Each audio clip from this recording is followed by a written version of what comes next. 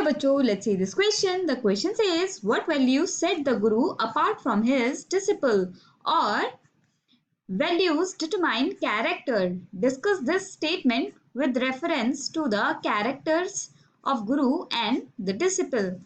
तो बच्चों, क्वेश्चन में हमसे पूछा जा रहा है कि वो कौन सी वैल्यूज थी जो गुरु को उनके शिष्य से अलग करती थी, या फिर वैल्यूज डिटरमाइन कैरेक्टर, मतलब किसी भी इंसान का जो कैरेक्टर है वो हम उसकी वैल्यूज से जान सकते हैं।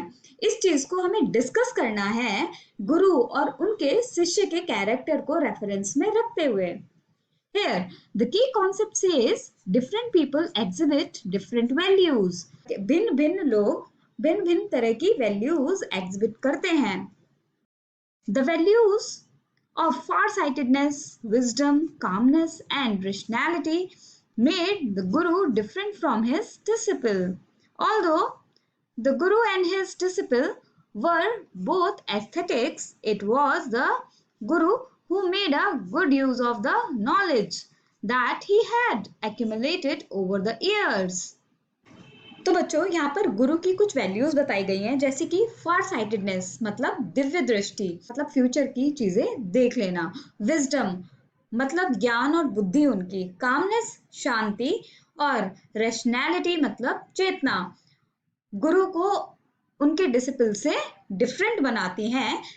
जबकि गुरु और उनके डिसिपल दोनों लोग ही साधु हैं, लेकिन वो गुरु हैं जिन्होंने अपनी नॉलेज का एक अच्छा यूज किया जो कि उन्होंने इतने सालों में एकत्रित की थी। The danger of staying in the kingdom of fools was sensed very quickly by the guru, while the disciple easily succumbed to the temptation of throw away prices. तो गुरु ने किंगडम ऑफ फूल्स में रहने के जो डेंजर थे वो पहले ही बहुत जल्दी से सेंस कर लिए थे, लेकिन डिसिपल ने वहां की लाइफस्टाइल और वहां जो सारी चीजें एक ही दुदू में मिल जाती थी, हमने उस अपने लालच के सामने घुटने टेक दिए।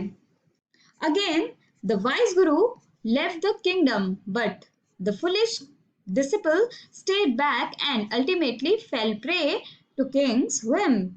The values of calmness and rationality possessed by the guru stood in good stead, whereas the anxiety and greed of the disciple put him in the throes of death. Thus, the positive values of the guru not only made him different from his disciple, but also helped in saving the disciple's life. और दोबारा गुरु ने वो kingdom of फूल छोड़ दिया, लेकिन जो बेवकूफ शिष्य था उनका वो वहीं रह गया और अल्टीमेटली वो किंग के पागलपन का शिकार बन गया।